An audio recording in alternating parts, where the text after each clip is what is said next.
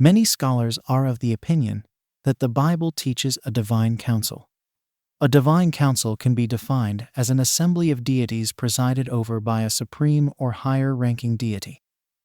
The concept of a divine assembly or heavenly council is attested in many ancient cultures, and is particularly well documented in Ugaritic texts, where the gods are portrayed as gathering under the authority of a chief deity.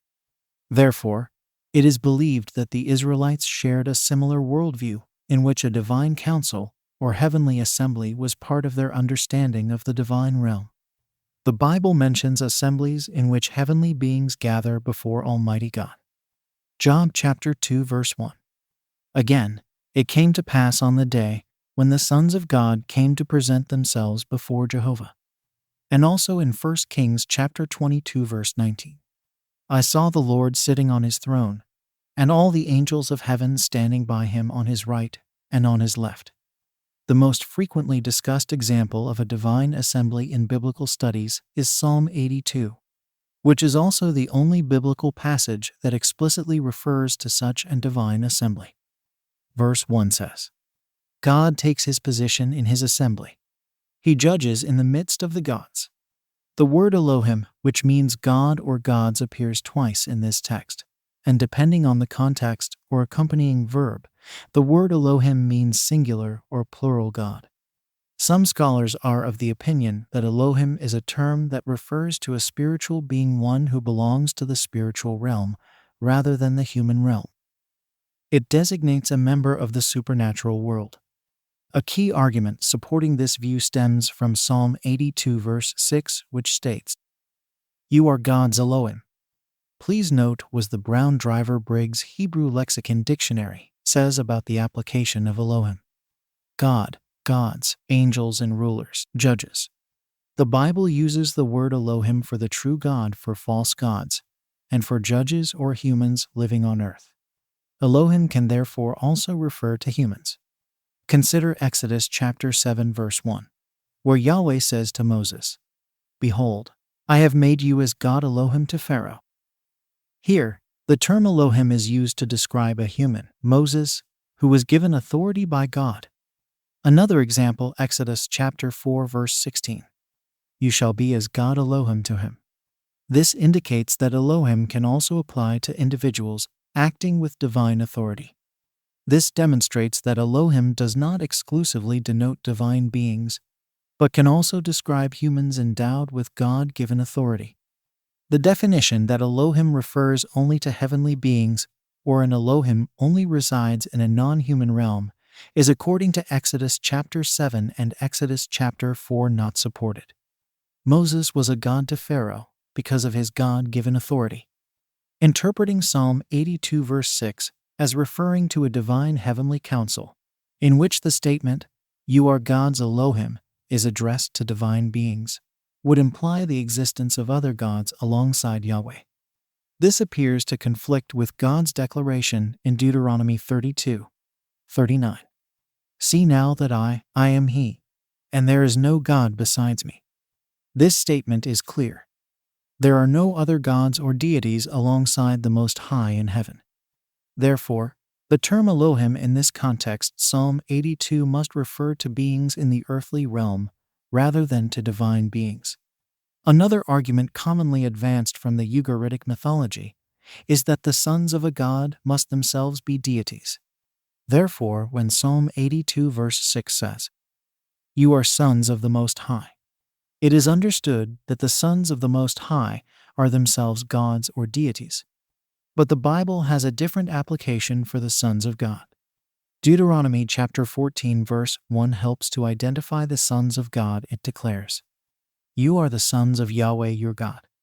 Psalm 83:18 identifies Jehovah as the Most High, that they may know that thou alone, whose name is Jehovah, art the Most High over all the earth. The Israelites are the sons of God.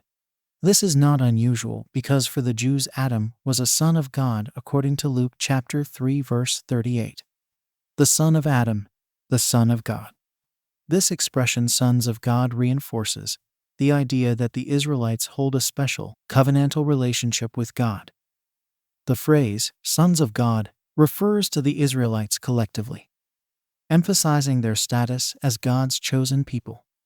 This explicitly identifies the Israelites as the sons of God, underlining their unique role and relationship with the divine. The term sons of God is not exclusively used for divine beings. It is also applied to the Israelites. Another clue to understanding the identity of those addressed in Psalm 82 can be found in the verses 2-4. Psalm 82, 2-4 says, "How long will you judge unjustly and show partiality to the wicked? Vindicate the weak and fatherless. Do justice to the afflicted and destitute. Rescue the weak and needy. Save them from the hand of the wicked." These verses are directed toward the judges of Israel who were entrusted with the responsibility to uphold justice.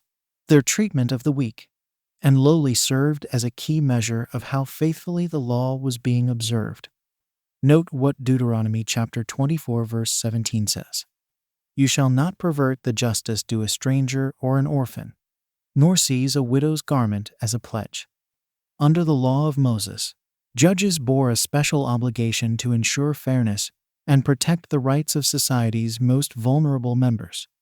This specific responsibility of administering justice for the weak and the fatherless was a particular obligation of the judges in Israel. This is another clear indication that Psalm 82 must refer to the judges.